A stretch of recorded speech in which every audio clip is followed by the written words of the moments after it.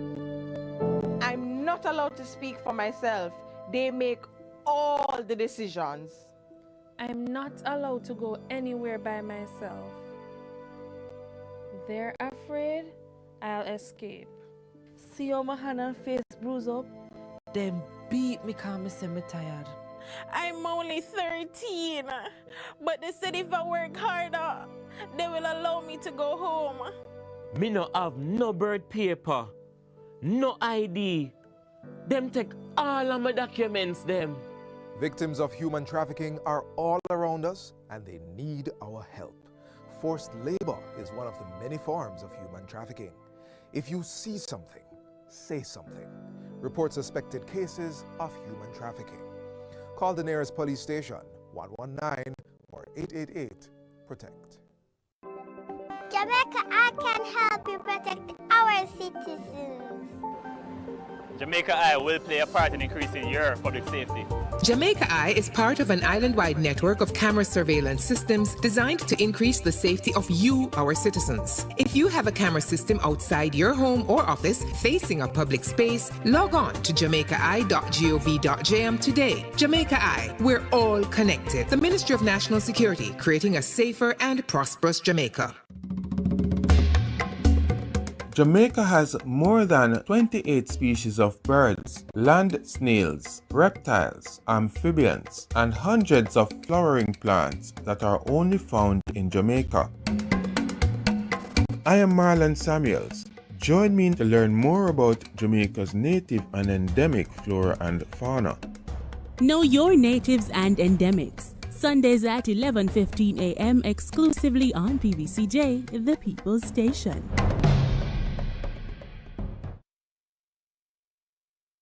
So who keeps our taxpayer money in check? Well, the PAC and PAAC help watch over the country's budget. And one might sound like it just have an extra A, but they're way different. Here's how. The PAAC and PAC are two committees that watch the money. The Public Accounts Committee reviews government projects after them close. They do a post-audit check to see what problems arose with the costs and call officials to explain decisions that cause budget mismanagement. And then they recommend corrective action. So the problem will happen from when, not happen again. But what about the money we are spending right now? The PAAC. That's how Public Administration and Appropriations Committee pretty much means your money will protect as it happen, we check. While projects go on, things are accurate. As government spend the nation's budget, PAAC reviews it. They examine proposals and summon officials to find problems before them don't use it. So the PAC and PAAC are two parliamentary committees that watch over the country's wallet to protect the budget and keep it in check. And you can get involved. Just visit jamja.org.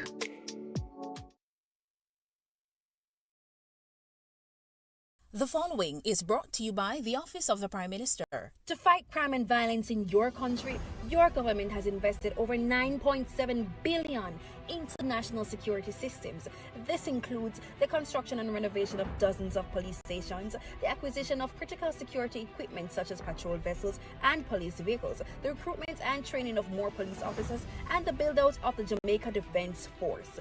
Your government is investing in your safety. We are building Jamaica. The proceeding was brought to you by the Office of the Prime Minister.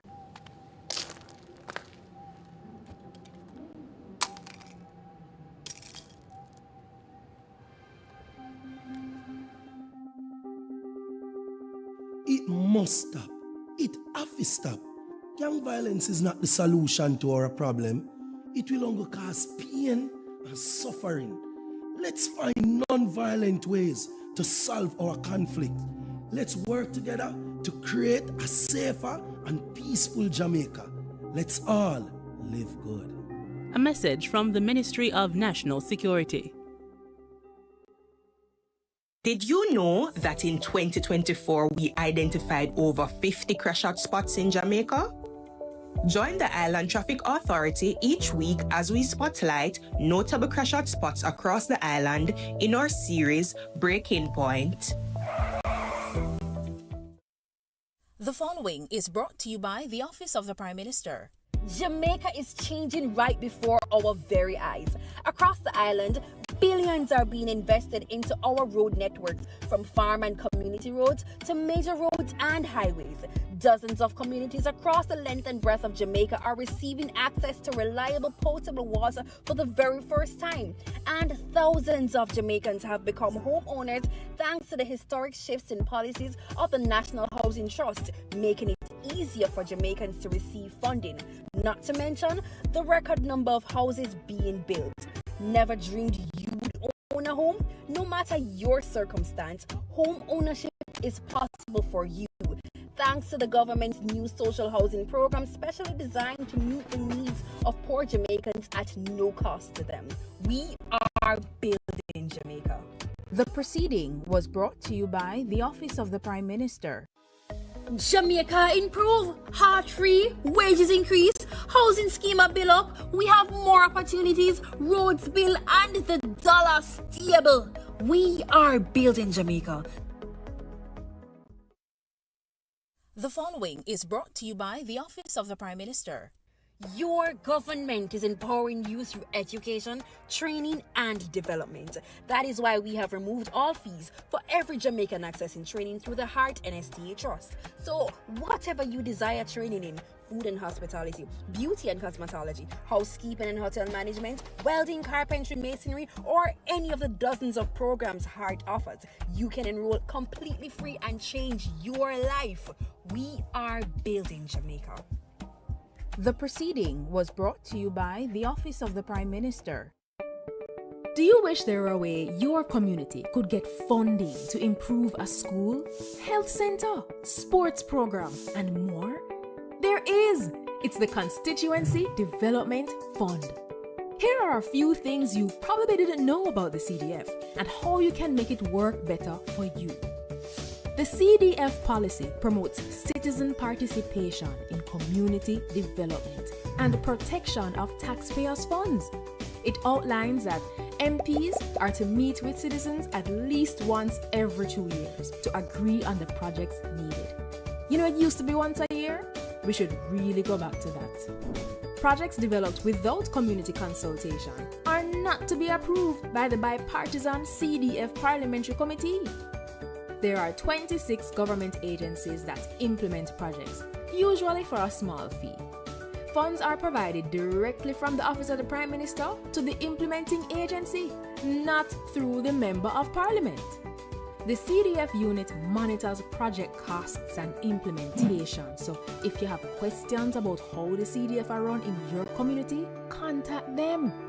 To ensure no one project or community gets all the funds, there are 6 project categories with spending limits for each. There must be no less than 5 and no more than 20 projects each year. To learn more, visit jampja.org to view your MP's CDF info and tell them how this fund has impacted you. If you don't see your MP's CDF reports, then put them under little pressure, man. Call, tweet, email. Ask them when they'll submit it and when is the next CDF meeting. Change is possible. It's already happening. What we need is you. A message from the Jamaica Accountability Meter Portal, funded by the European Union and the Inter-American Development Bank in partnership with the Private Sector Organization of Jamaica.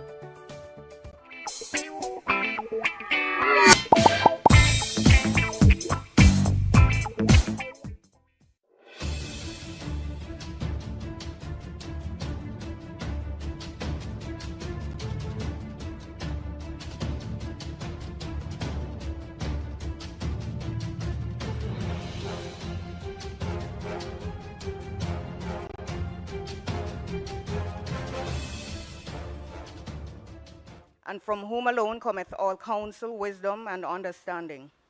We, thine unworthy servants, here gathered together in thy name, do most humbly beseech thee to send down thy heavenly wisdom from above, to direct and guide us in all our consultations. And grant that, we having thy fear always before our eyes, and laying aside all private interests, prejudices, and partial affections, the result of all our counsels may be to the glory of thy blessed name, the maintenance of true religion and justice, the safety, honor, and happiness of the king, the public weal, peace and tranquility of the island, and the uniting and knitting together of the hearts of all persons and estates within the same, in true Christian love and charity, one towards another, through Jesus Christ our Lord. Amen.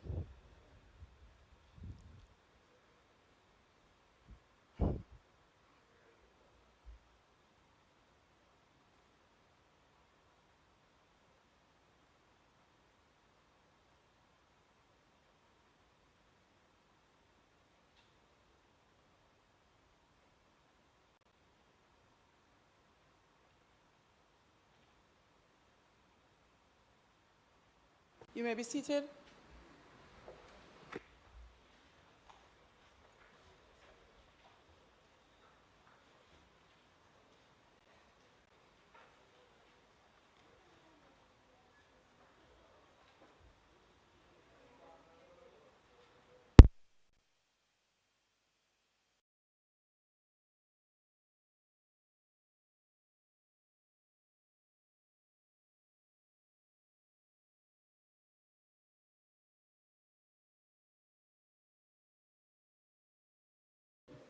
This honorable House now resumes its sitting. It remains a great honor and privilege to welcome you all to the sitting of the Honorable House of Representatives for today, Tuesday, March 25, 2025. This is particularly for the conclusion of the 2025-2026 budget debate by the Honorable Minister of Finance and the Public Service. I would like to extend a special welcome to those who are special guests here in the gallery, most notably students from Mary C. Cole Hall at the University of the West Indies and members from the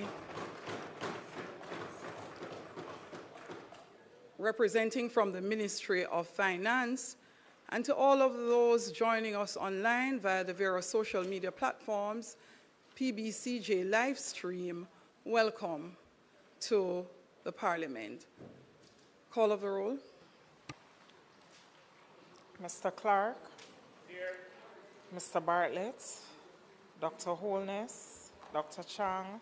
Mrs. Williams. Ms. Grange. Mr. Mackenzie. Mr. Chuck. Mr. Vaz. Dr. Tufton, Mrs. Malahoo Fort, Mr. Green, Mr. Charles Jr., Mr. Matthew Samuda, Mr. Morgan, Mrs. Cuthbert Flynn, Mr. Main, Mr. Davis, Mr. Terry Long, Mr. Hutchinson, Mr. Witter, Dr. Dunn, Mr. Brown, Dr. Brown-Burke, Dr. Charles, Mr. Chin, Mr. Cousins, Ms. Crawford, Ms. Daly, Mrs. Dalrymple Filbert, Ms. Davis, Mr. Golding, Mr. Graham, Dr. Guy, Ms. Hamilton, Ms. Hannah, Mr. Enriquez, Mr. Henry, Mr. Hilton, Mr. Jackson, Mr. Lawrence, Ms. Lee, Mr. Miller, Mr. Montague, Ms. Morrison, Mrs. Nita Garvey, Mr. Paulwell, Mr. Phillips, Dr. Phillips, Mr. Robertson, Mr. Robinson, Mr. Carl Samuda, Mr. Shaw, Mr. Siblis, Mr. Slowly, Mr. Smith, Mrs. Vaz, Mr. Warmington, Dr. Wheatley, Mr. Williams, Mr. Wilson, and Mr. Wright. Thank you, Madam Speaker. House Leader. Madam Speaker, I'd like to join you in welcoming members to this very important sitting of the House today, when the primary activity will be the closing of the appropriations bill debate by the Minister of Finance and the Public Service. Madam Speaker, I wish also to join you in welcoming the members of the public that have joined us in the gallery, particularly those from the good constituency of Eastern St. Andrew, a constituency that I have more than a familiar relationship with. And of course, members from the University of the West Indies, particularly the Mary Seacole Hall, who are here with us today, members of the media, and other support teams that are here. Madam Speaker, the agenda today, as I indicated, will primarily consist of some tidying up matters which the Minister of Finance has to do in regards to one or two items which she will do immediately ahead of her presentation, and then the closing. And again, we expect in the standard that she has set in her record-breaking performance last week, that she will continue in that vein today. May it please you, Madam Speaker.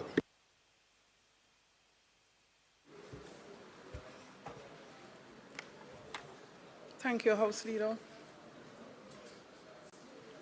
Statement by ministers. Announcements.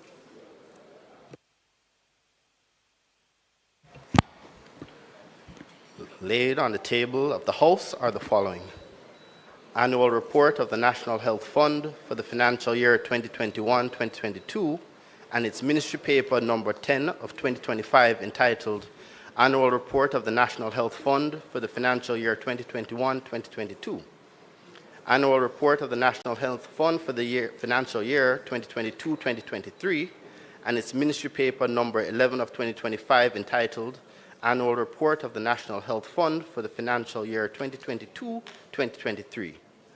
The General Consumption Tax Amendment of Schedules Order 2025 under the General Consumption Tax Act and under the Auditor General's Department Certified Appropriations Account, first head 42,035 at the Department of Government Chemists for the year 2020-2021, and under head 42,035, the Department of the Government Chemists again for the year 2021-2022, and head 72,000 at the Ministry of Local Government and Rural Development for the year 2022-2023.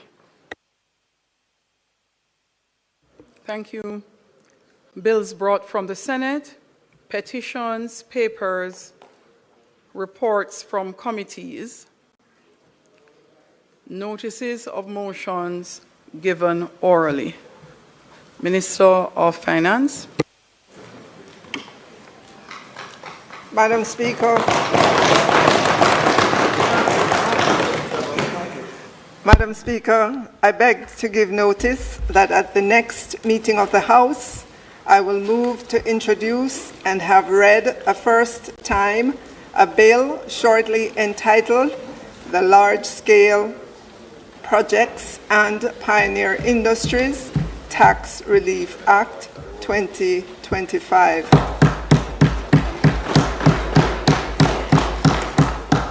Madam Speaker, I beg to give notice that at the next meeting of the House, I will move the following motion. The General Consumption Tax Act, the General Consumption Tax Amendment of Schedules, Order 2025 Resolution. Whereas, by virtue of Section 61 of the General Consumption Tax Act, hereinafter referred to as the Act, the Minister may by order published in the Gazette amend the schedules to the Act. And whereas the schedules to the Act specify the general consumption tax and the special consumption tax imposed on the supply in Jamaica or the importation into Jamaica of goods and services, And whereas on the 19th day of March 2025, the Minister made the General Consumption Tax Amendment of Schedules Order 2025, and whereas it is provided by Section 62 of the Act that an order amending the schedules to the Act shall be subject to affirmative resolution of the House of Representatives, and whereas it is desirable that the General Consumption Tax Amendment of Schedules Order 2025 be affirmed by resolution. Now therefore, be it resolved by this Honourable House as follows.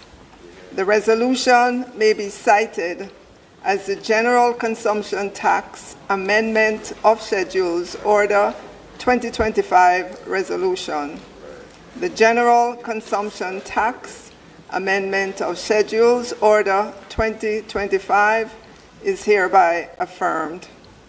Madam Speaker, I further beg to give notice that at a later stage today, I will move for the suspension of the standing orders to enable me to take this motion. Thank you, Minister. Questions and answers to questions. Motions that may be made at the commencement of public business requiring notice. Motions relating to the sitting of the House. Motions for leave to introduce bills. Presentation of bills without leave of the House. First obtained. Minister.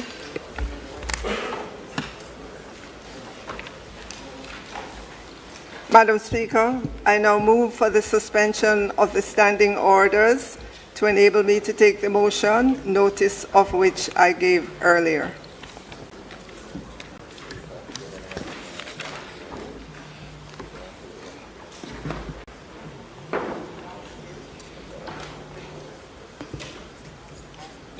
Members, the question is that the standing orders be suspended to allow the Minister to take first reading of the bill. Those in favour? Those against? The ayes have it. That is as it relates to large-scale projects and Pioneer Industries Tax Relief Act 2025.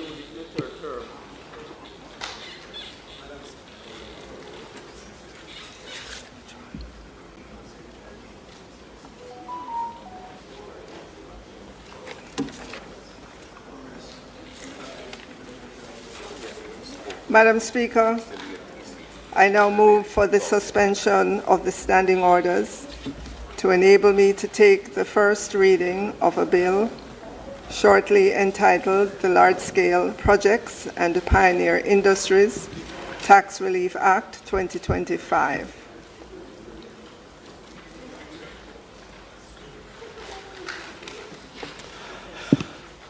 A bill shortly entitled the Large-Scale Projects and Pioneer Industries Tax Relief Act 2025, read a first time. Minister. Madam Speaker, I now move that a bill shortly entitled the Large-Scale Projects and Pioneer Industries Tax Relief Act 2025 be read a first time. Second. A second time. Sorry, be read a second time.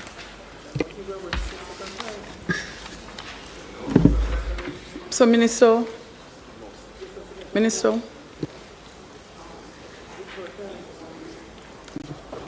Marshall, a moment, please.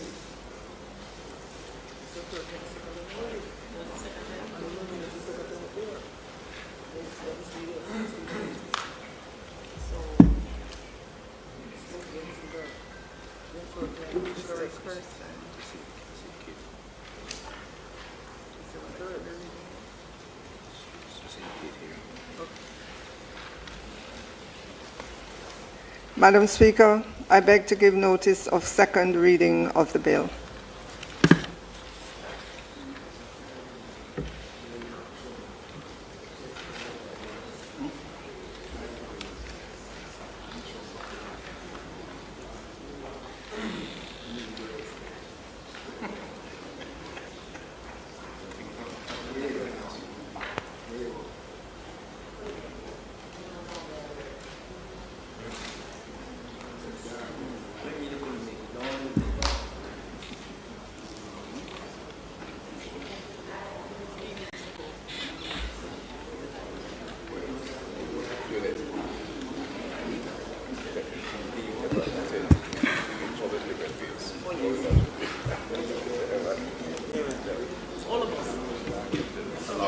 House Leader, Public Business.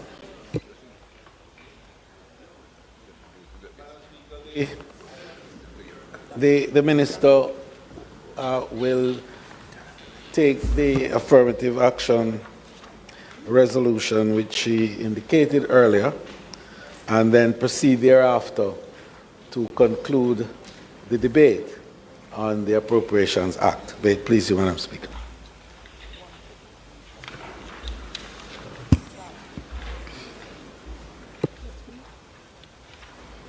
Thank you, House Leader. Minister. Madam Speaker, I now move for the suspension of the standing orders to enable me to take the motion, notice of which I gave earlier. So, Minister, if that's okay, I will take the general consumption tax. The question is that the standing orders be suspended to enable the Minister to take the motion, notice of which she gave earlier. Those in favour? Those against? The ayes have it. Madam Speaker, the matter before us is the general consumption tax, amendment of Schedules Order 2025, and its resolution which supports revenue measures for financial year 2024-2025, included in Ministry Paper number 11/24. The measures being proposed are aimed at bolstering the private security industry amidst the increase in targeted attacks on entities providing armored cash courier services, in addition to ensuring compliance with Jamaica's international trade obligations. Madam Speaker, I will give an overview of the measures. The first measure revises the tax structure for the importation of armored cash courier vehicles. Madam Speaker, the numerous gun attacks, ambush, and robbery attempts on the armored cash courier industry has negatively impacted the private security industry. These attacks have impacted the companies providing cash courier services by significantly increasing their operational risk and exposing frontline officers to harm. The attacks have also had a negative effect on the routine servicing of automated banking machines, hampering the delivery of cash to the general public. Madam Speaker, in an effort to facilitate investment in assets that are purpose-built for the transportation of cash and other values, the government has taken the decision to remove the GCT and SCT from armored vehicles and the added cost of armoring a vehicle. The details of the measures are as follows. The second schedule of the GCT Act is being amended to enable armored vehicles to be subject to special consumption tax SCT at a rate of 0%.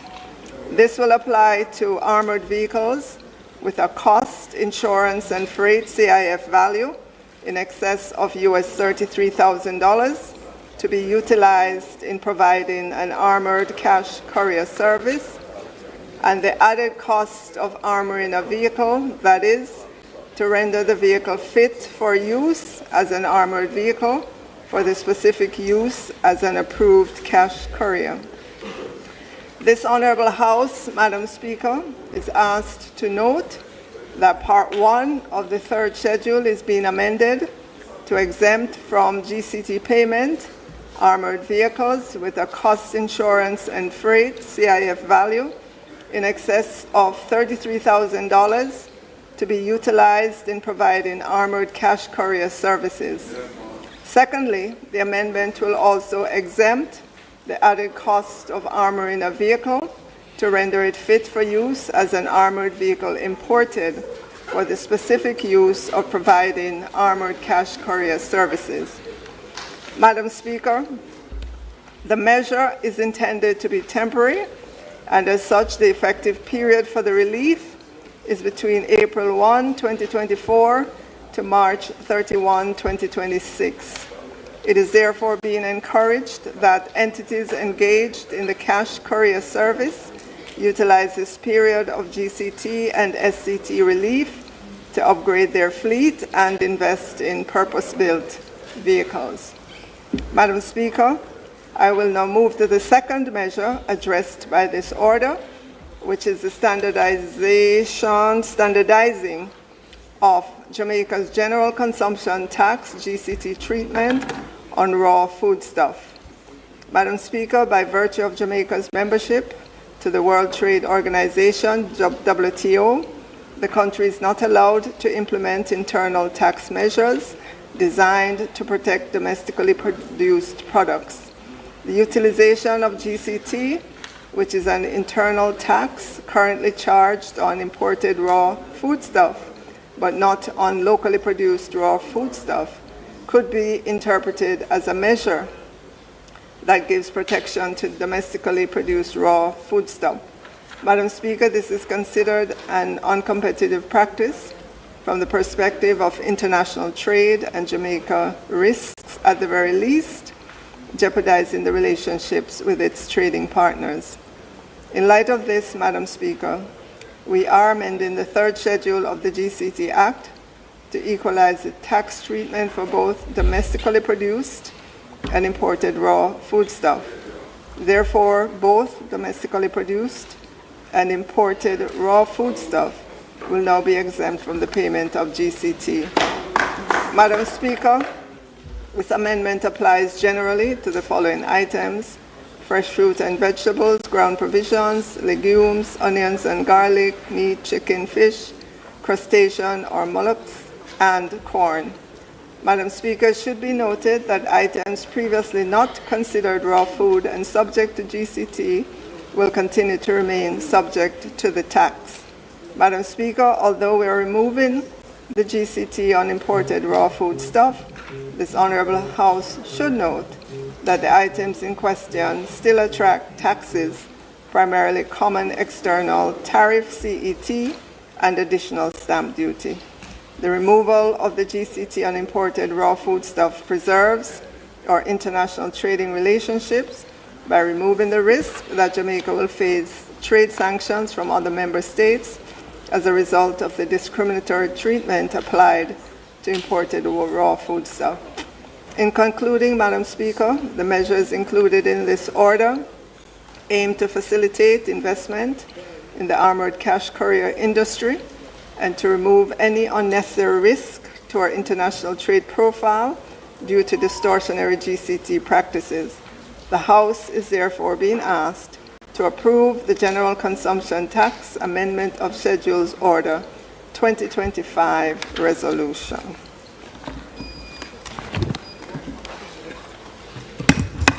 So, House Leader, response is that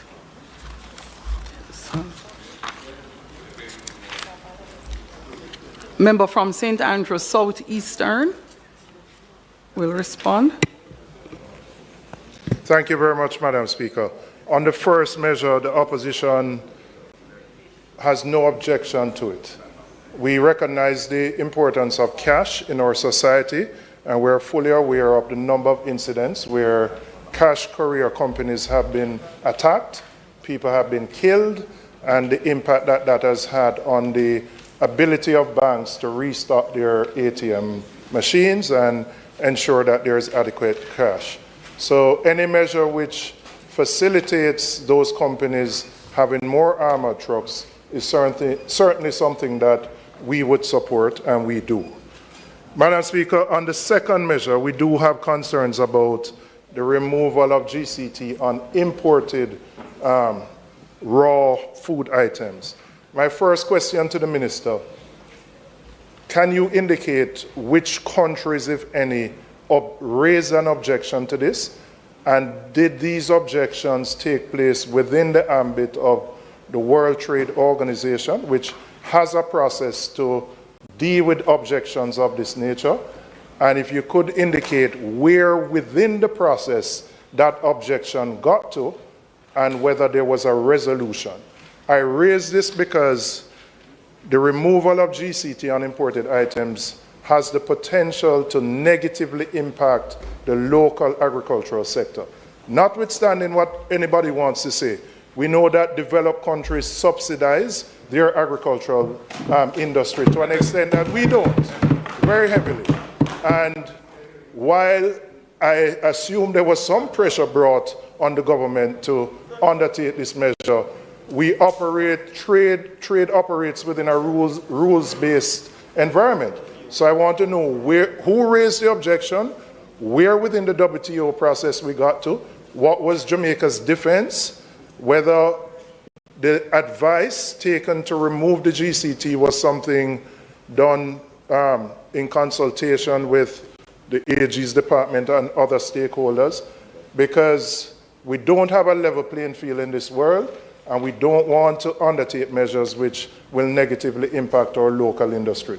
I know this was introduced by your predecessor. We raised the concerns then. There really wasn't any satisfactory answer provided as to why we were being forced to take this measure. But now that we are here, I would like some answers on that particular issue.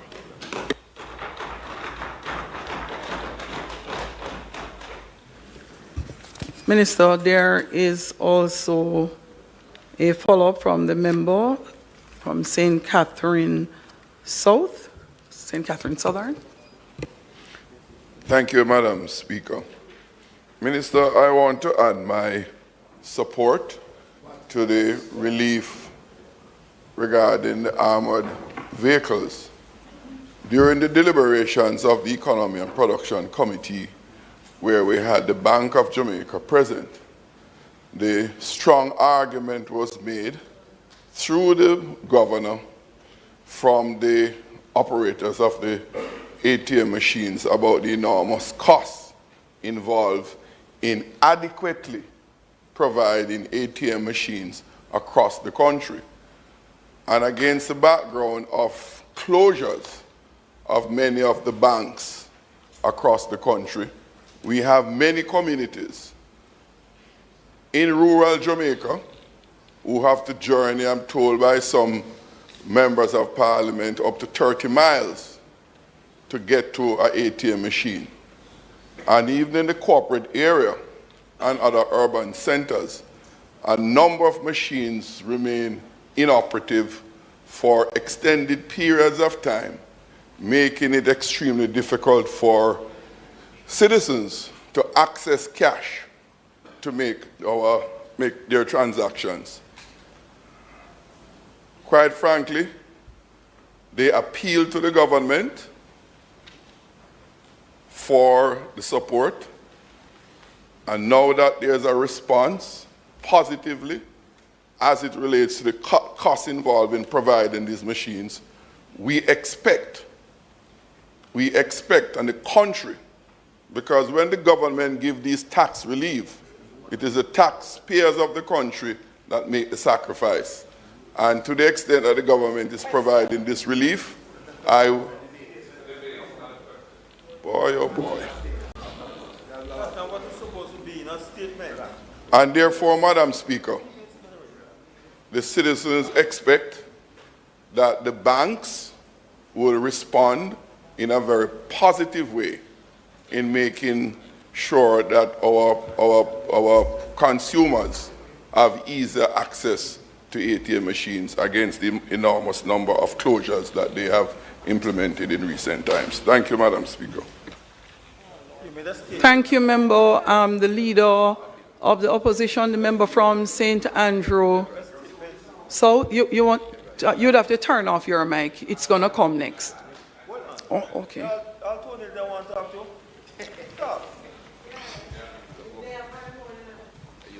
Member from St. Andrew Western.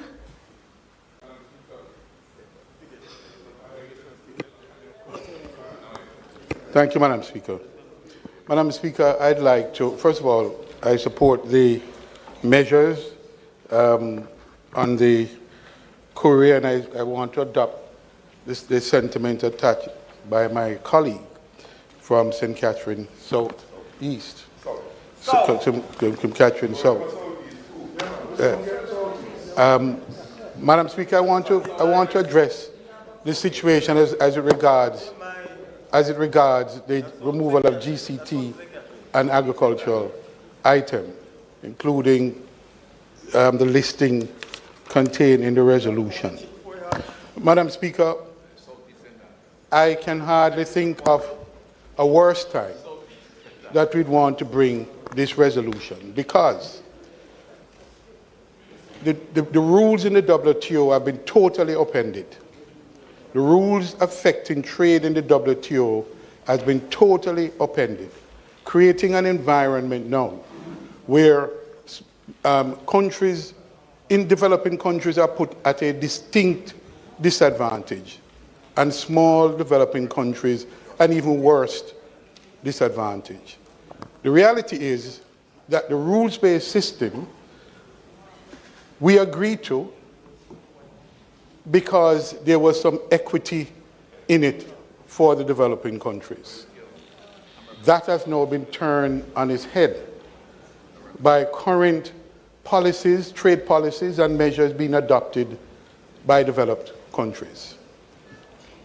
In addition to the built-in subsidies and the blue box, green box, yellow box arrangements in agriculture, the imposition of tariff at this point of time has meant that any consideration that we may have had in terms of working with the rules to phase out some of these measures that we have imposed, I think we now have to consider that these are now protective measures in light of what is emerging, what is evolving in terms of trade policies in being imposed in developed countries. I believe, Madam Speaker, that the timing of this could not be any worse. It cannot be any worse because the impact on our local sector is real and damaging. And it further puts us at a disadvantage by this removal of the tariff at a time when tariff is being imposed. And not only tariff, my understanding is that it's tariff and other measures are being imposed. And so, Madam Speaker, I would strongly urge the Minister to reconsider this particular set of measures. Reconsider them because it will further put the agricultural sector at a further disadvantage. The timing of it is simply, we have yet to understand the full extent of the measures that are being proposed and what are the implications for our economy in general and the agricultural sector in particular. And I would ask and urge that it be deferred so that we have an opportunity to understand what are the evolving set of measures that are being imposed on us at this point of time. I strongly urge that as someone who participated in the WTO arrangement, negotiated Jamaica's accession to the WTO, the imbalances that will be imposed on us by these new fangled measures that are being imposed, I think need to be appreciated, studied, understood, and the impact assessed. I would urge that. Leader of the Opposition. Thank you, Madam Speaker. I too understand the need for the tax break essentially that's been given to our security companies bringing in the armored vehicles. We all know the terrible situation that has been faced by them with the multiple robberies of ATMs and of armored vehicles arriving to either deliver or remove cash. So I don't think anybody in the House would have an issue with that. I also want to endorse a concern raised by my colleague, the member for Western St. Andrew, in relation to the timing of the implementation of this amendment to the GCT Act, third schedule. As has been said, we are now in an era where measures including tariffs, but also not limited to tariffs, all sorts of measures affecting trade are being touted, being pushed, being considered, and it's a very unsettled environment because we don't know where it's all going to end. In the meantime, we are removing a protective measure that was in place for the benefit of local producers of food and exposing them to the loss of that protection. Yes, there may be other import duties and charges that the importers of these items will have to pay. But as has been said, it is well established that for some of our trading partners, there are heavy subsidies that their producers enjoy from the states in which those countries, those producers are producing those food items. So it's not a level playing field in terms of the cost structures that the various competing players have to contend with. And the removal of this at this time seems to me to be premature. And although it was announced in the budget debate a year ago, and it's only coming here now, it seems to me that much has changed since then in terms of the international environment concerning trade. And I think we would be well advised to wait to see how the dust settles before we rush to implement this permanently in our law. And I also endorse and would like to, and I would also like to endorse and look forward to hearing the answers to the questions as to how this particular measure originated. You know, who was bringing pressure against Jamaica on this issue? Which country or countries? Where did it reach in the WTO system? What was Jamaica's stance in relation to any proceedings, if any, that were brought in the WTO system? How were those proceedings or that complaint or complaints, how were they resolved? You know, all we heard was that these protective measures were being removed, but we've never had a satisfactory answer as to why this has happened. And I look forward to the answer to that. There's one other point I wish to make, Madam Speaker, and it is this. These measures are having retroactive effect. So the armored vehicles, the dispensation or the exemption, the zero rating, whatever it is, under the second schedule, which I assume is the SCT, and under the third schedule, the exemption under the third schedule, is taking effect from, in one instance, April 1, 2024, and in the other instance, July 1, 2024. Similarly, the exemption in relation to the raw foods, whether it be meats or vegetables, is taking effect July 1, 2024. Now, I have to ask, what is the situation in relation to the imports which have taken place up to this date, or up to the effective date of this order? Was GCT collected or not on these items? If GCT was not collected on these items, what was the legal basis for it not being collected? Because I'm not aware of any provisional collection of tax act orders coming here to, for approval to implement on a temporary basis these measures. Normally, under the provisional collection of tax act, the minister can vary a tax or levy a tax, but it lasts for a finite period of time and then expires unless it comes here and is approved by the House. No such orders have come in relation to this, to the best of my knowledge. So my question is, what was the situation in relation to these imports during the period from these dates, which they're the effective dates of the order, April 1 in some instances, July 1 in others from last year, up to the time of the effective date of this order. And this order is dated March 19th. And I believe it takes effect on that date, subject to being approved here affirmatively. So I want to know, was GCT collected on these imports in the intervening period? If the answer is yes, what was the, or if the answer is no, it was not collected, then what was the legal grounds or basis upon which it was not collected by customs at the wharf? And if it was collected, with this measure now taking effect retroactively, what is going to happen to the revenue that was collected? Are we now exposed to having to refund these people for the GCT that was paid on these imports? There's a lot to be answered in relation to this, Madam Speaker, and I look forward to hearing the responses, or perhaps we should suspend the debate of this measure to give some time to the Minister to look into these very important issues. I thank you, Madam Speaker.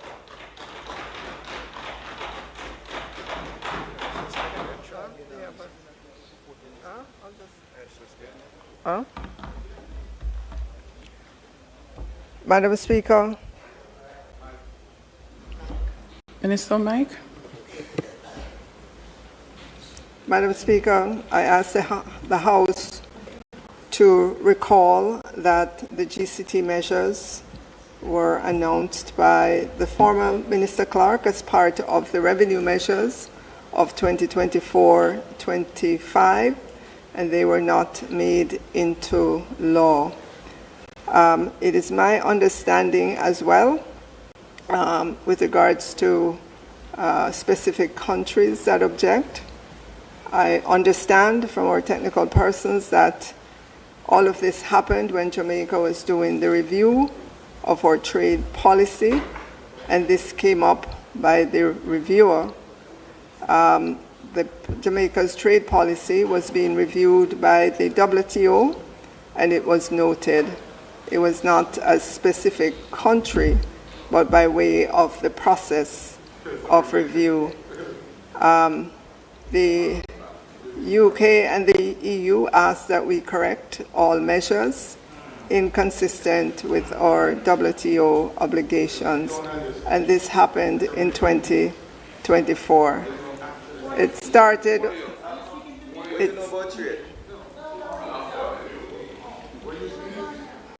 So it started, Madam Speaker, with the WTO reviewer in November of 2023, and UK and EU comments occurred in July, August of 2024. Madam Speaker, there are some other questions that the members asked. In order to get those responses, Madam Speaker, I'm going to ask that the debate be suspended until further notice. Thank you, Madam Speaker. Thank you, Minister. Appreciated. Minister? We're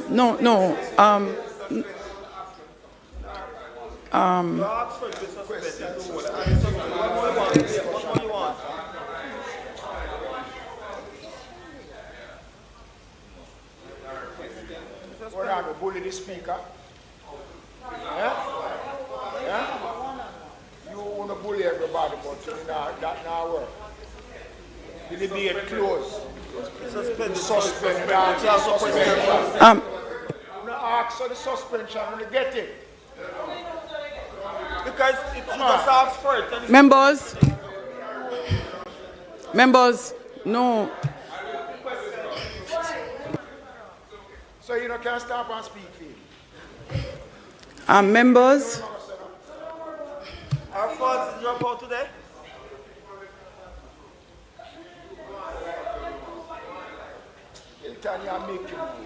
Members, the question is that the debate be suspended at this time. Those in favor? Those against? The ayes have it. Minister? We have some context. What's this about? I tell you, that's Madam Speaker, members, please. Madam Speaker, I now invite you to ask.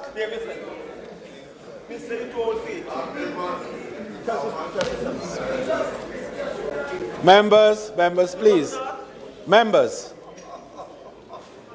Madam Speaker, I now invite you to ask the Minister of Finance and Planning and member for St. Andrew Eastern to close the debate on the Appropriations Act. May it please you, Madam Speaker. Thank you, House Leader. The Honourable Fayval Williams, MP, Minister of Finance and the Public Service, will now close the debate.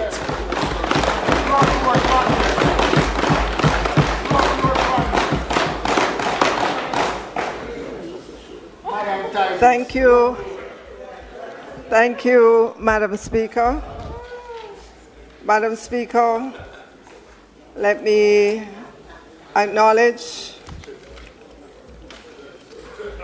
our students from the Mary C. Cole Hall at the University of the West Indies. Let me acknowledge as well, they're in the gallery, all the members from my constituency of St. Andrew Eastern. And all my people them from Ty Dixon who are watching online. We have members of G2K here this afternoon as well in the gallery. Let me acknowledge Ms. Natasha Marzov, IDB Country Representative, Jamaica, who's in the gallery. My husband, who is traveling, but I know he's watching online. I want to acknowledge him as well. All my colleagues here in the House, my friends and family, my counselor from St. Andrew Eastern, members of the media, thank you, as always, for carrying the good news about this government. Madam Speaker, I want to pause to acknowledge the media persons who traveled over hills and valleys to go to Ty Dixon to check out the district where we come from.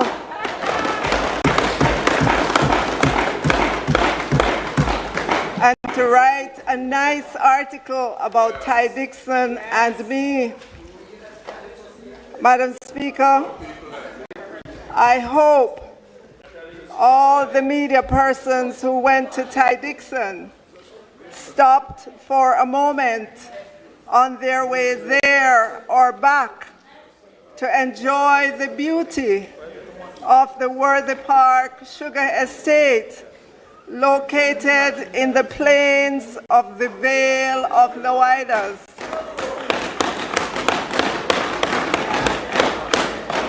With its unending acres of sugarcane as far into the horizon as you can look.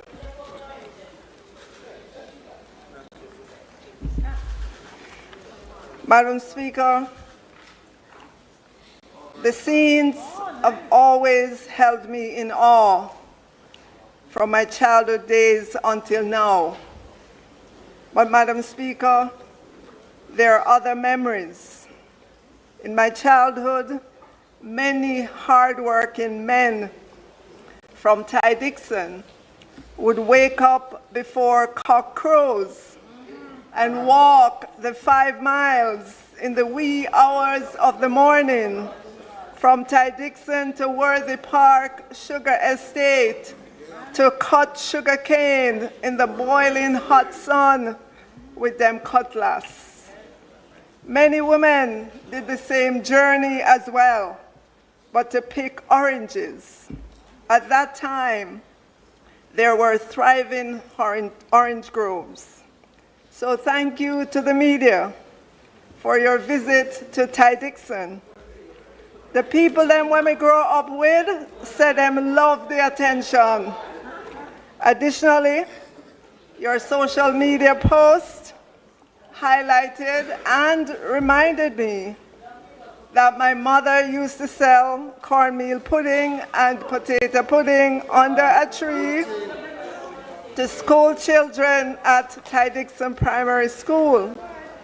Madam Speaker, with the little my mother made from selling cornmeal and potato pudding, she would faithfully put aside something, no matter how small. And it was that faithful putting aside of a little of the money she earned from selling cornmeal and potato pudding that allowed her to buy our school uniforms and a pair of Batter Shoe Store crepe. They call them sneakers nowadays, for each of us children every year, so that we did not have to walk barefooted to school and we did not have to wear the washed out, faded out uniforms. Madam Speaker, it is the experience of putting aside something, no matter how small, that still lives on in me. Madam Speaker, it's not where you begin, it's where you end. And I want to thank Mr. Vegas and others in social media who understood the message of 1 cocoa full basket. Rome was not built in a day. Take your hand, make fashion, who stood up in social media against the nonsense videos about $2,000 Pro Box. Madam Speaker, let me caution the opposition and their supporters about how they talk about Pro Box. Currently, there are 23,423 Pro Box vehicle owners in Jamaica.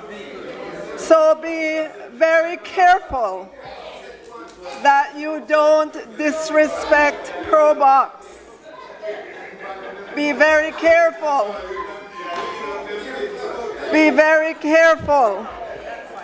Be very careful that you don't disrespect Pro Box, which is made by Toyota, the largest car manufacturer in the world. Minister, it would appear that the members would like to be here until 9 o'clock tonight. Madam Speaker. Please allow the minister to present Madam uninterrupted. Speaker, it is a vehicle that has been around for 20 years and has been a resounding commercial success for Toyota.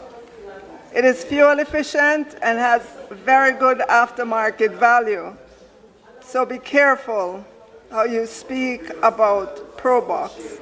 Madam Speaker, it's not where you begin, it's where you end. It's not where you start, it's where you finish. Madam Speaker, we've come to the closing hour of the budget debate for fiscal year 2025-26.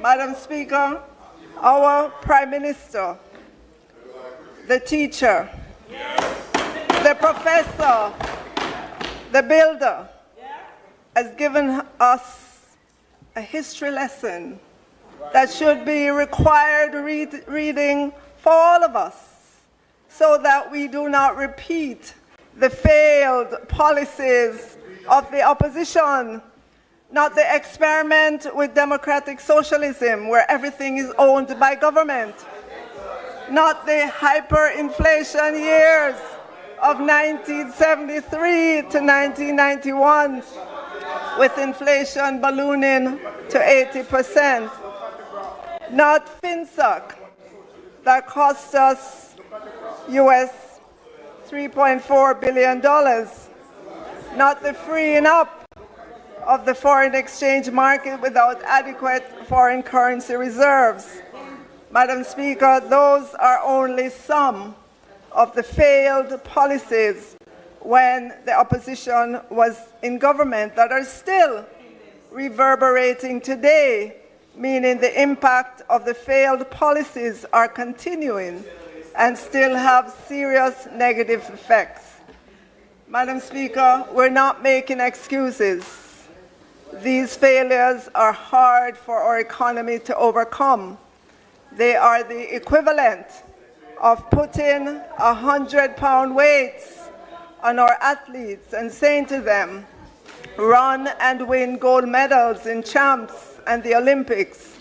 Impossible, Madam Speaker. So, Madam Speaker, when we remind people about history and the failed policies of the opposition when they were in government, it is to help them to understand that we have not totally freed our economy of the drag on GDP growth that those failed policies still have up to today. Madam Speaker, if we did not if we did not have FinSAC deal to deal with. Think of how much better off we would be as a country. Think of all the resources we would have at our disposal to invest in economic growth.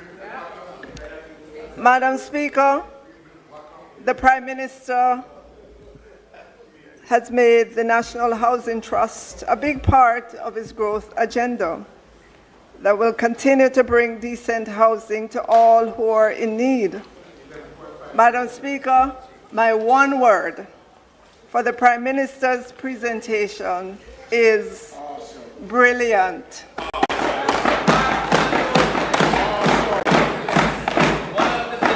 From beginning to end, brilliant.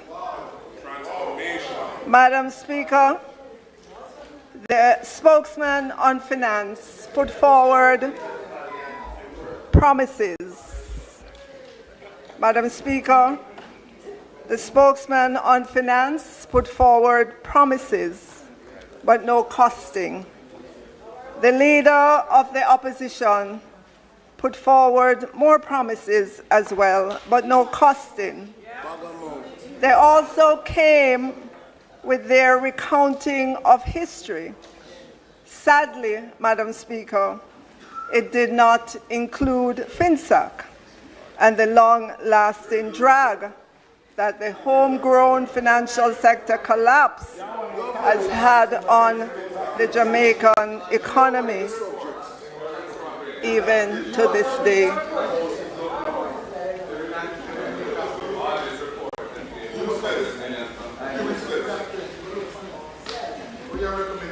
Madam Speaker, in both of their speeches, not a word was said about FinSAC, not an apology, not an acknowledgement. It was as if FinSAC never happened. Madam Speaker,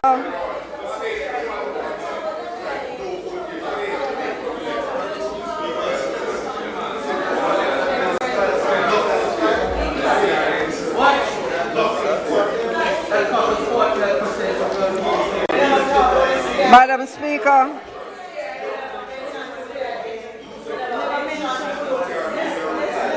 Madam Speaker, Members,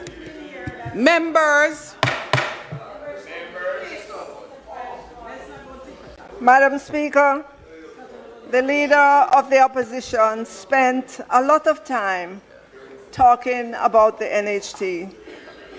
The first proclamation he made is that he will stop the annual extraction of the 11.4 billion from NHT to fund the budget. He said he would set aside 1% of food import tax, which would be 2.5 billion per annum.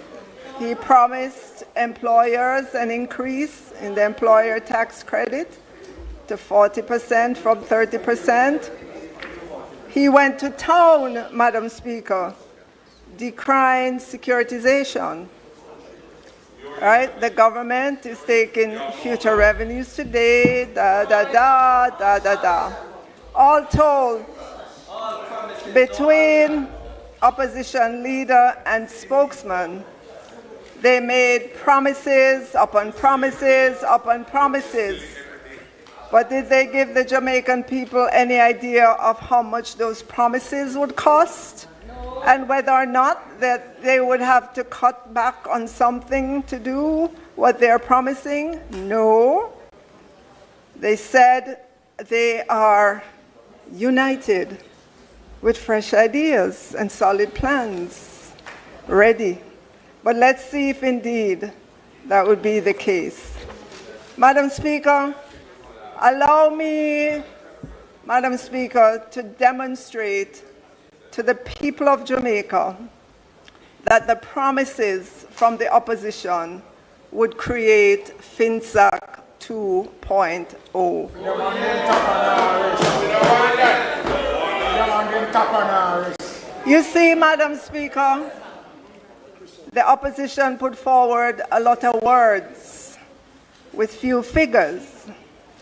But within all those pages and pages and pages of words is a budget, an implied budget, Madam Speaker. And it is that implied budget that I would like all Jamaicans to understand, because it has serious negative ramifications for our future.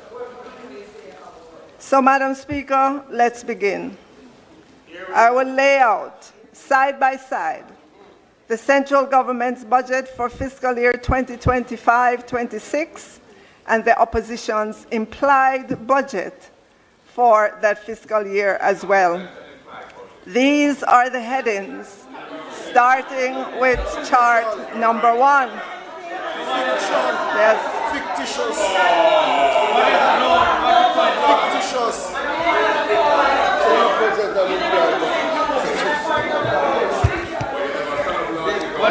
Madam Speaker, I rise.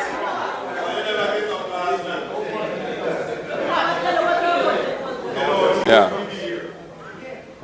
Madam Speaker, I rise on a point of order because the minister is misleading the House. We did not present an implied budget for the coming fiscal year. We presented our proposals, our policy commitments for the next PNP government, and we have never said that they will be implemented in the current fiscal year. They are.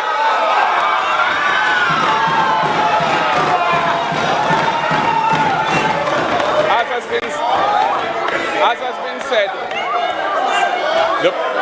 the budget, after today, the budget would have been passed for the fiscal year. Our proposals represent what we will be doing for the duration of our first term in office. And that is what we were saying. And they will all operate within the current fiscal rules. Stop misleading the House. We are misleading. Dismiss it. That is no point of order. Turn on our mic. A point of disorder. Julia. Julia.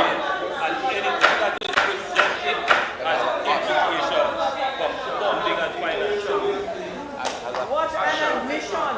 My God.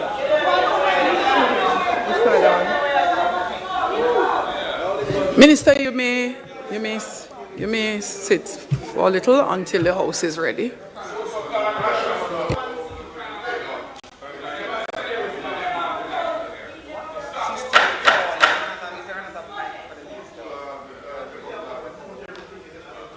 One cousin, relax on the speaker rule, you know. What?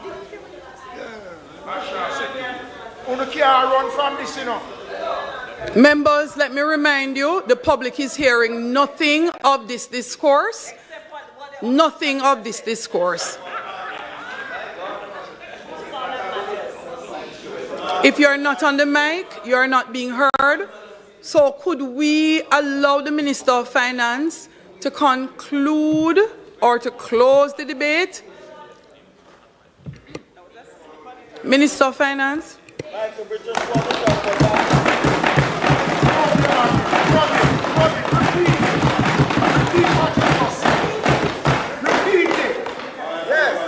Madam Speaker, put forward a lot of words with few figures, but within all those pages and pages and pages of words is a budget, an implied budget.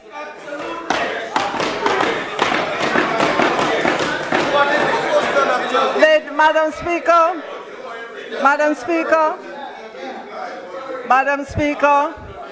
they did not put forward, Madam Speaker, they did not put forward an explicit budget, but they put forward ideas, and those ideas can be costed, and they should have been costed and made into a budget. So, Madam Speaker, let us begin. Again, I will lay out side by side with the central government's budget for fiscal year 2025-26 and the opposition's implied budget for the fiscal year 2025-26 as well. So, Madam Speaker, as I indicated last week, the tax revenue that the central government is projecting, Madam Speaker, I do need some protection from the noisy gallery over there.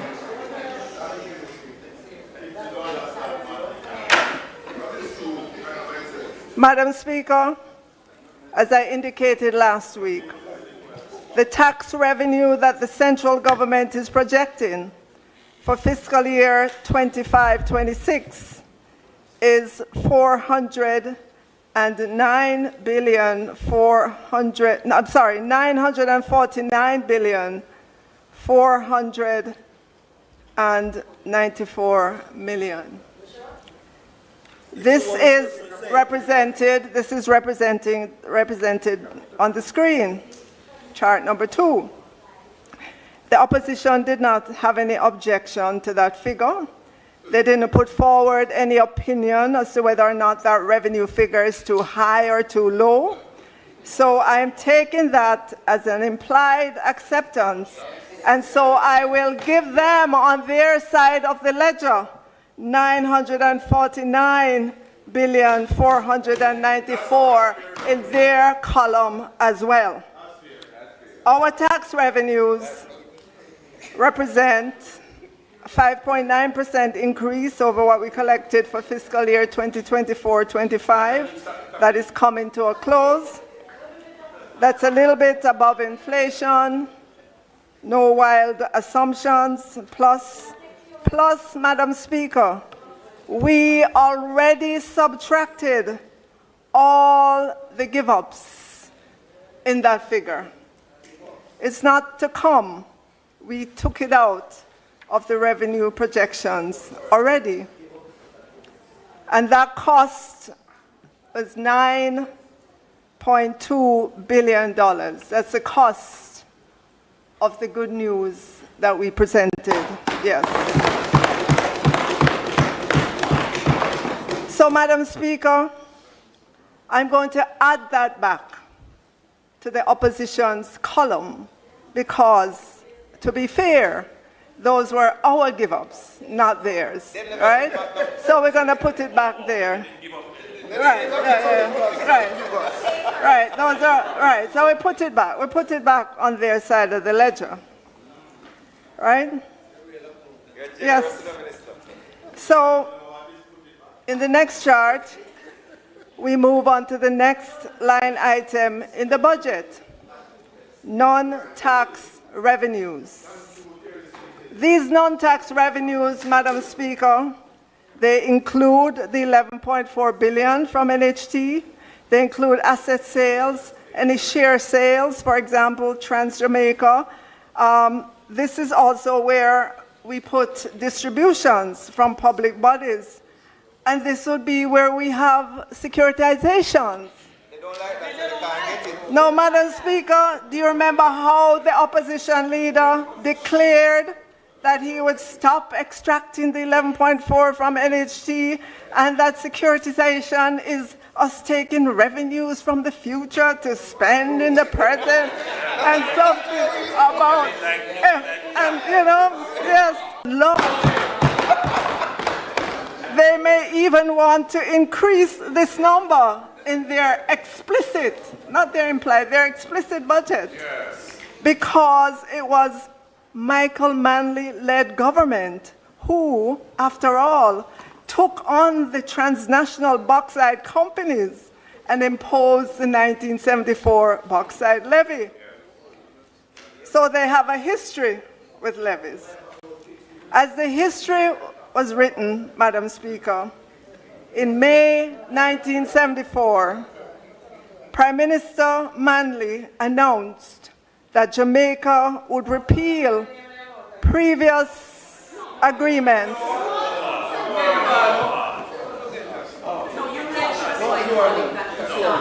Madam Speaker, as the history was written, in May 1974, Prime Minister Michael Manley announced that Jamaica would repeal previous agreements with the bauxite companies and impose a production levy on all bauxite either exported from or processed in Jamaica.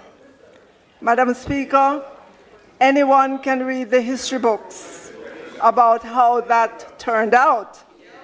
Revere Bauxite Company closed its shutters little more than a year later on August 19, 1975. Reynolds folded and left Jamaica in 1984. Alcoa also temporarily closed its gates in Clarendon on February 6, 1985. Yes, Madam Speaker. Yes, Madam Speaker. Jamaica did get increased earnings from the bauxite levy, which went from US $19.2 million in 1973 to a whopping US $180 million in 1974. But, Madam Speaker, the levy also moved the cost of Jamaican bauxite from being the cheapest to the most expensive worldwide. In an article entitled "The Bauxite Levy 40 Years On, Who Let the Puss Out of the Bag?" the author quoted Dr. Davis and economist Dennis Morrison as saying that Jamaica has little to show from the bauxite levy, and that the country suffered through ill-fated projects and misspending of the bauxite levy funds, which were lodged to the Capital Development Fund. The upshot of all of this, Madam Speaker, is that bauxite companies began increasing their investments, not in Jamaica, in other bauxite-producing countries, and Jamaica consequently lost its position near the top of the ratings as a world-leading producer. Another failed policy of the opposition. And as the bauxite left Jamaica, so did high-paying jobs. The opposition spokesman has some nerve, Madam Speaker, talking about low-paying jobs now. It's your government failed policy that sent the high-paying jobs in the bauxite industry packing. But, Madam Speaker, I digressed.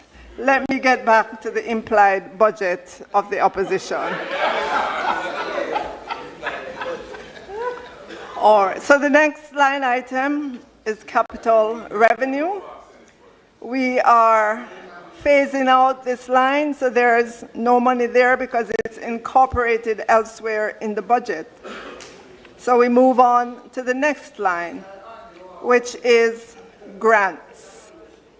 We're projecting to receive $5.9 billion, call it $6 billion in grants. We will put that on the ledger of the opposition as well. So those are the revenue items, Madam Speaker. On our side, we expect to see revenue and grants of $1 trillion, $96 billion, and $83 million. On the opposition side of the ledger, they have an implied budget of an implied revenue of $965 billion, $443 million, because they don't want any securitization or NHD contribution or other non-recurring revenues. They especially don't like securitization. And they figure, Madam Speaker, if they speak badly against securitization over and over and over and over again, Jamaicans will begin to think it's a bad thing, because after all, The leader of the opposition was a partner in a very big financial sector company, and so he must know a thing or two about securitization. And if he says he doesn't like securitization, then Jamaicans probably would conclude that something is wrong with securitization. But I want to say to Jamaicans, there is nothing wrong with securitization. The global securitized market is massive, nearly US 13 trillion. Research shows that 73% of residential mortgage debt is funded by securitization. 16% of auto loans are funded by securitization. 27% of commercial real estate debt is funded by securitization. 7% of credit card debt is funded by securitization. 8% of student loans are funded by securitization. 40% of multifamily debt is funded by securitization. 1 trillion of corporate borrowing is funded by securitization. The securitization market, while having roots in the late 18th century, with debt securitization, was modernized with the structured financing of mortgage pools in the 1970s and has grown significantly since then. So, Madam Speaker, I believe the opposition leader can stop now trying to drum all the negatives into the heads of Jamaicans about securitization. House Leader, the member's time for speaking has expired. Madam Speaker, the member's time for speaking having been expired, I beg to move that the minister be granted sufficient time to allow for the completion of her presentation. May it please you, Madam Speaker. Thanks, House Leader. The question is that the minister be allowed sufficient time to complete. Those in favour? Those against? The ayes have it. Minister. Thank you, Madam Speaker. Madam Speaker, we now move to the costing of the give-ups, the promises the opposition announced. So, Madam Speaker, the spokesman on finance said that they would pay back the asset tax that is levied on the financial sector in 5 payments. So first, Madam Speaker, the spokesman on finance would have to stop taking the asset tax before he can start paying back for what was taken. Otherwise, he would never finish paying back.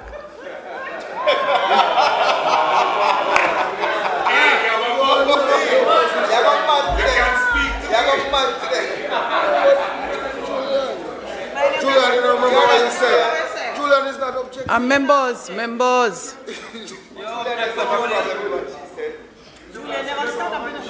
A point of order. The member for South East St. Andrew said nothing about giving back asset tax. He talked about phasing out the tax over 5 years, not giving back the revenue already collected in 1 year. The minister is again misleading the House, and she must stop doing it. On securitization, I never said that securitization is in itself wrong. I said the use of the proceeds to fund the recurrent budget, using future revenue to meet today's expenses is what is wrong. And she's again misrepresenting the position. So, Leader of the Opposition, members, please, Leader of the Opposition, I hope you will appreciate that this is not a cross debate. And members, I am ruling, and the ruling stands. So, Opposition Leader, you have been allowed the leeway to rise on a point of order twice to offer some clarification to what was said. Members,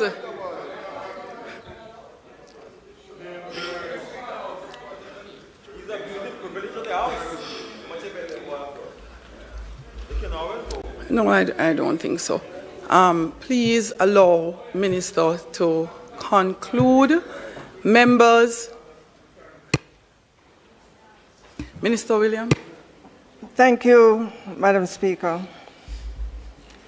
So, Madam Speaker, an estimate for the asset tax give-up would be $8,364,000,000, which we will minus of the revenues of the opposition side of the ledger. Additionally, the opposition said they would not require any corporate taxes from MSMEs for 3 years. Madam Speaker, that's a give-up of $11.4 billion. Not for 3 years, in the first year, Madam Speaker. So we take that off of their ledger as well. The opposition also said they would take 1% of the taxes on the food import bill to put into a fund, so that would not be available for the central government's budget. And their own estimate is $2.5 billion. So we have to minus that off on their side of the ledger. And I have no quarrel with that figure. The opposition also said that they would increase the employer tax credit from 30% to 40% of tax chargeable. The cost.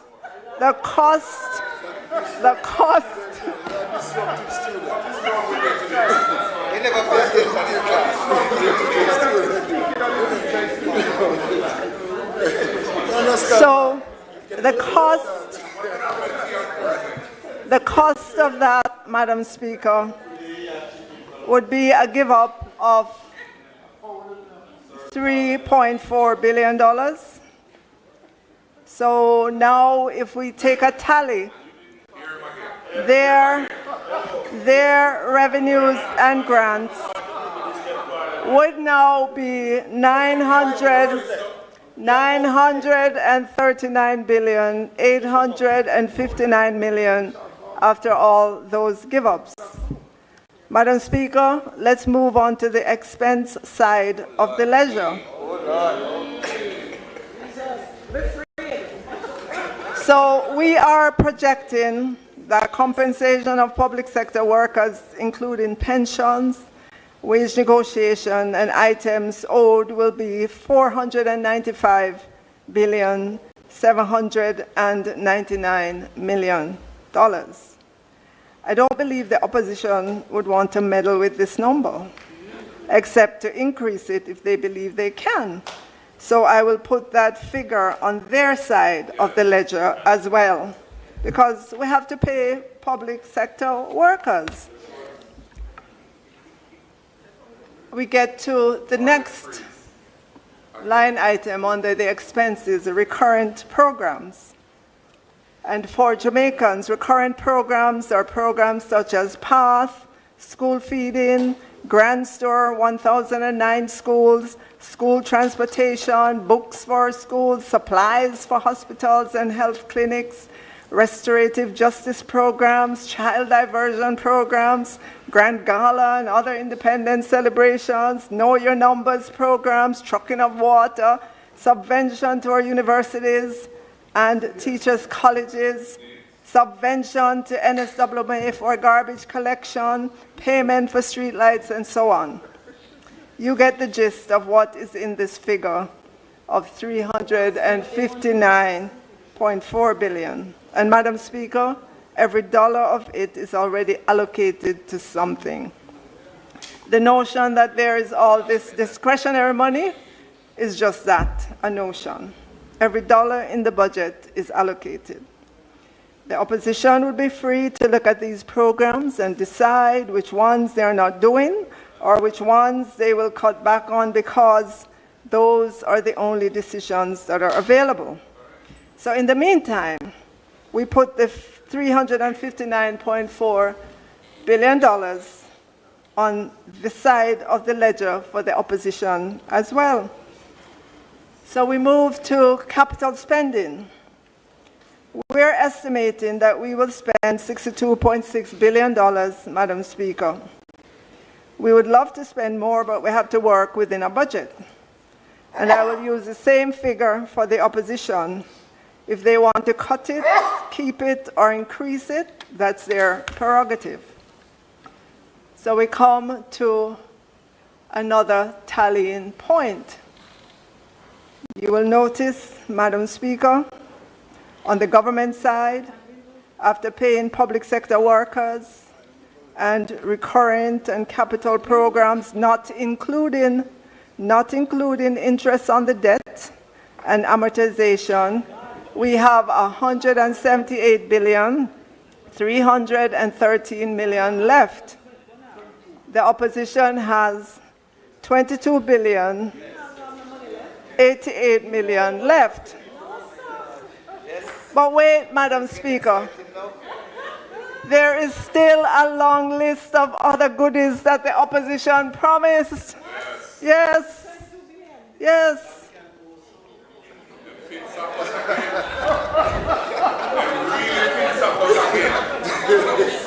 The opposition promised to raise standards in early childhood and primary schools. There was no costing associated with this, but I would expect that they wouldn't spend any less than $1 billion. The opposition promised a daily lunch meal at primary and secondary for all children who need it. Madam Speaker, the government currently spends $9 billion for 200,000 children to get a breakfast, snack, and/or a midday meal. So it sounds like the opposition would want to at least double this to 400,000 children. All right, and so that would cost them an additional $9 billion. The opposition also promised a daily breakfast, but they said thereafter. And so I take that to mean in the next fiscal year, so I don't have anything projected there for that. Yes.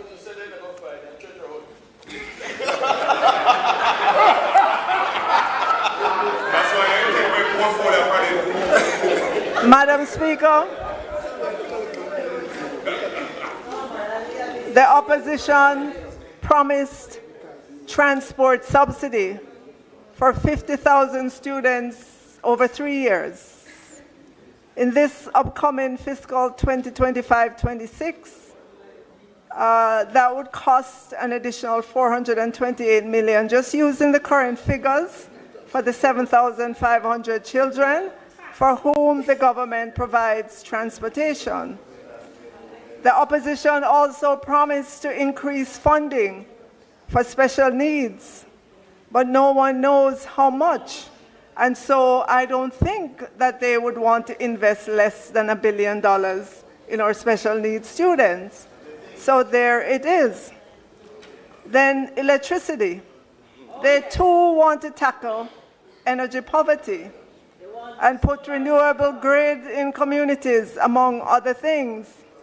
No cost was associated with this, but I'm going to put $2 billion because when we announced our $1 billion prepaid meter, house wiring and inspection and $4,000 credit per month program, the opposition said it was not enough. Right? So add another $1 billion, right? Okay.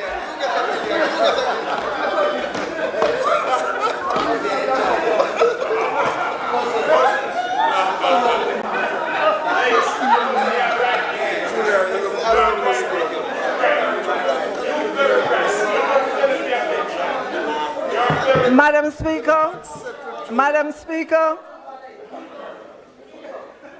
the opposition explicitly said that they would give $1 billion to the creative industry. So that is on the side of their ledger as well. Now this one, Madam Speaker, one full scholarship for a university degree per family. Madam Speaker, I had to get out my Excel spreadsheet to do this one.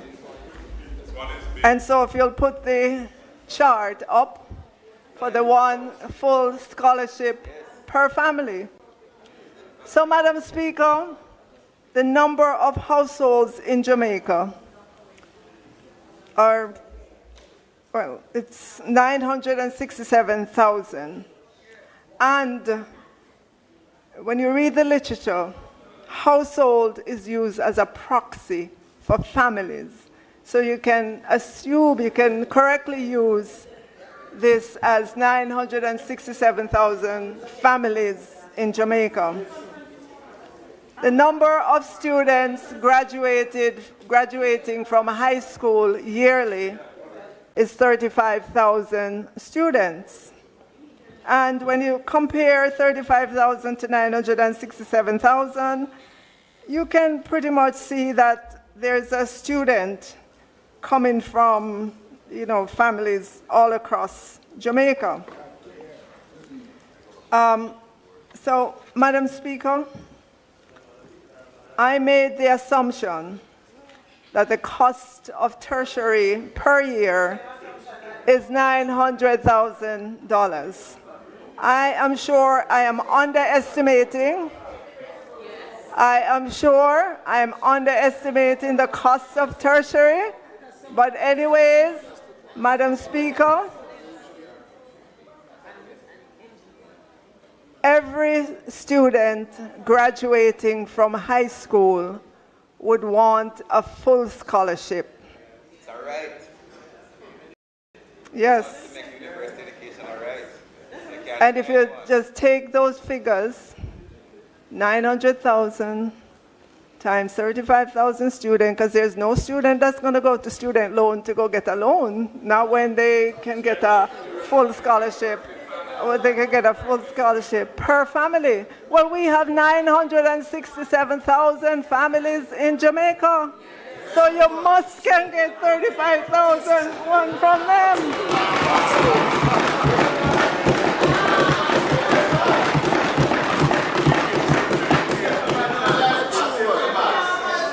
And so, Mr. Speaker, when you take that and do the multiplication, other than saying one per family, Madam Speaker, there were no other stipulations, nothing.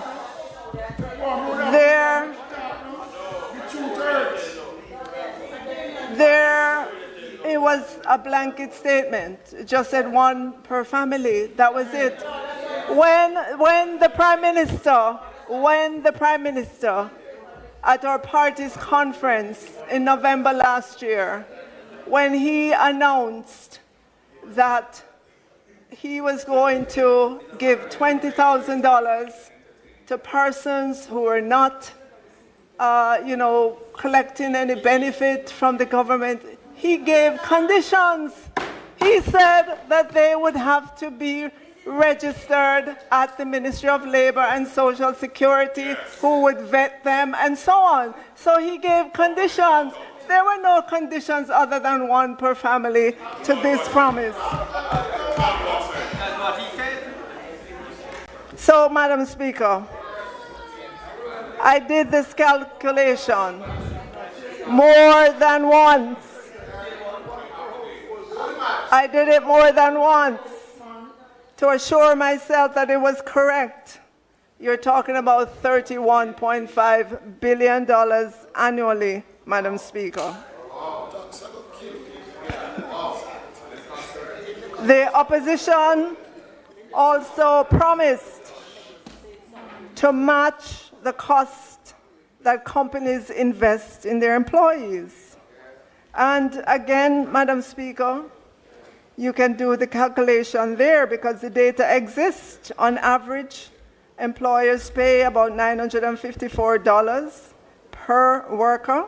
Average training hours, 57 for the year. We know what the employed labor force is, and we can, just take a percentage of that gets trained annually, maybe about 7% or so. The total spend on training would be about $5.1 billion. And since the opposition would fund 50%, That's $2.6 billion. The opposition said that they would match. Match means you give the companies money.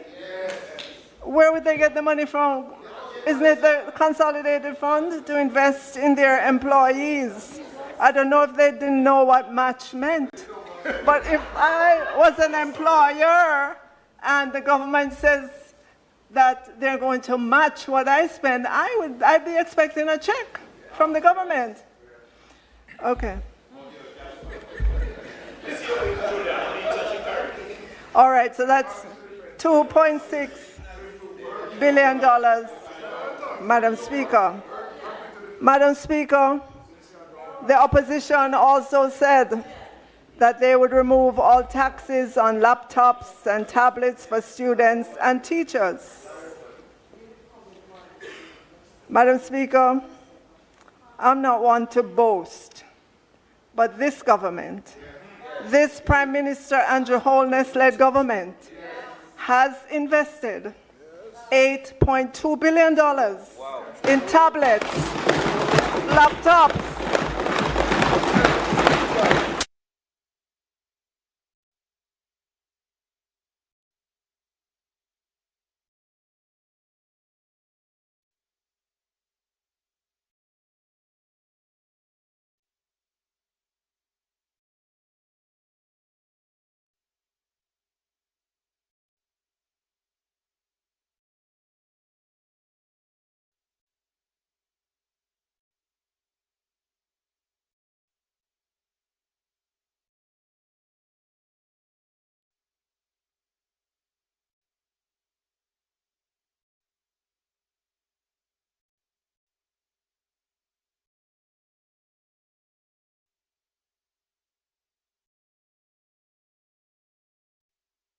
and other devices for students, teachers, and classrooms.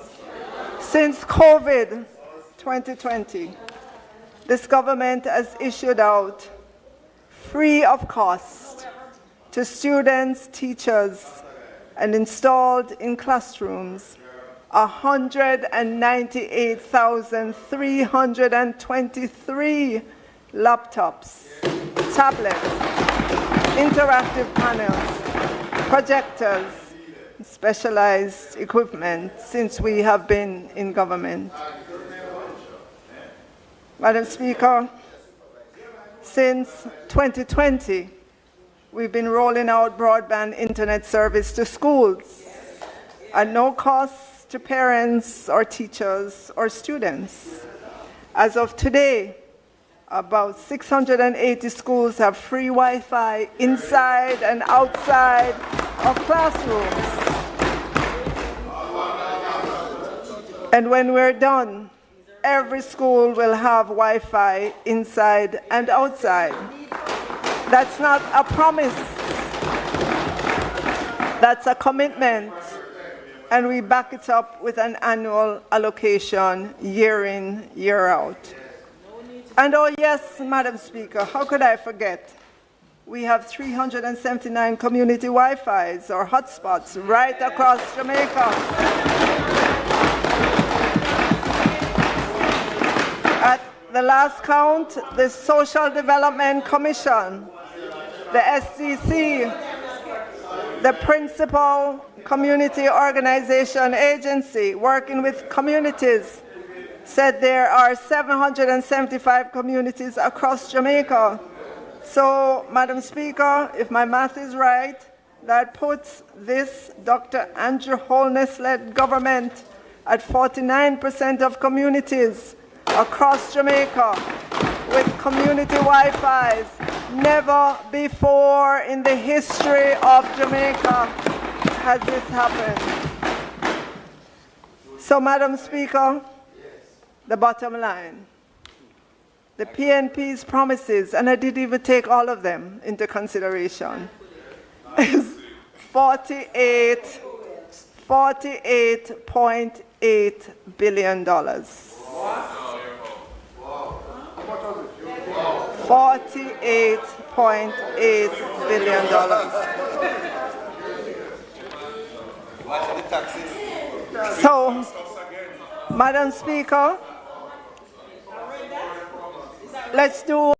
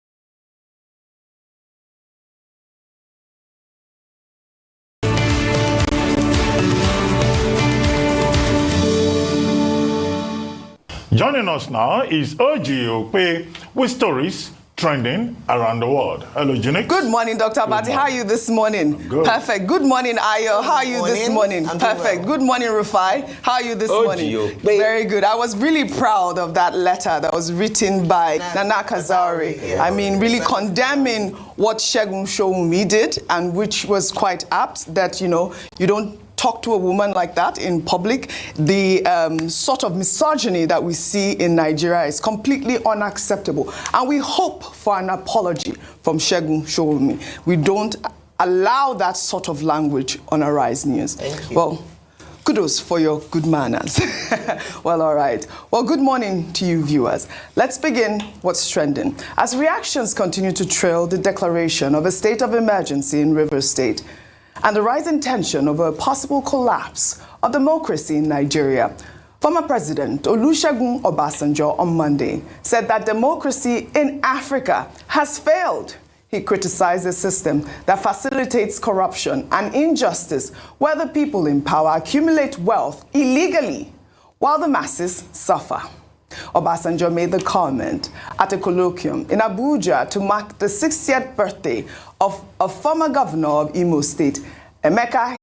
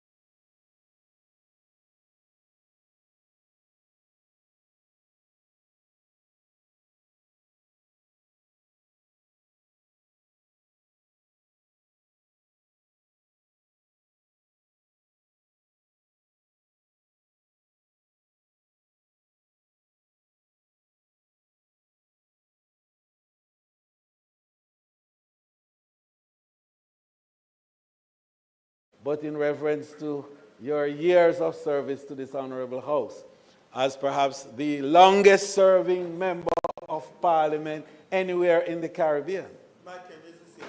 Yes, but he isn't here. He isn't here at the moment. But I would, because I'm sure he's watching and listening, I would certainly enjoin my Honorable Michael Lester Henry in this regard. And or Lister, not Lester, Lister. He's very careful about that. And I know, Madam Speaker, because we're of the same vintage, not in terms of chronology, but in terms of years in this honorable House and in the public space. As I entered this chamber in 1980, just as those two, I had a small sabbatical, but I came back. And so after those two, then the member from St. Elizabeth, Northwestern, where is he? And myself stand as the next two for the longest serving in this honorable House. And we are saying today that this is the best budget presentations that we have had ever since we are here.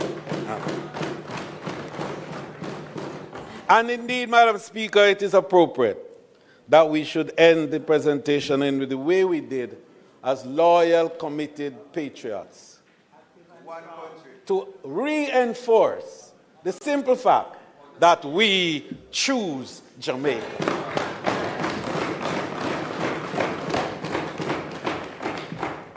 Madam Speaker, I beg to move, therefore, that the motion for the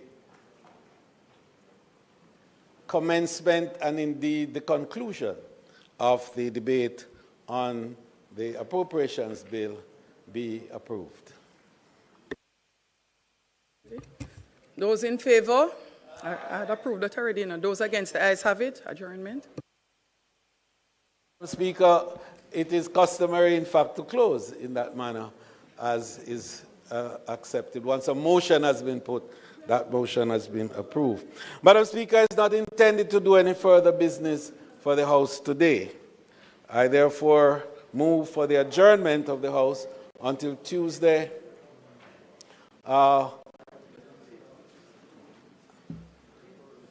Madam Speaker, I particularly want to ensure that we have a continuation of the debate today, because there are measures there that are important to be settled. And so in asking for the adjournment, for the first, I'm cautious about the 1st of April. It's actually, I'm cautious about the 1st of April. But, Madam Speaker, I beg to move that the House be adjourned until Tuesday, April 1, 2025, at 2 p.m. at the George William Gordon House. May it please you, Madam Speaker. The question is that the House do now adjourn until the 1st of April, 2025 at 2 p.m. Those in favor? Those against? The ayes have it. This honorable House now stands adjourned.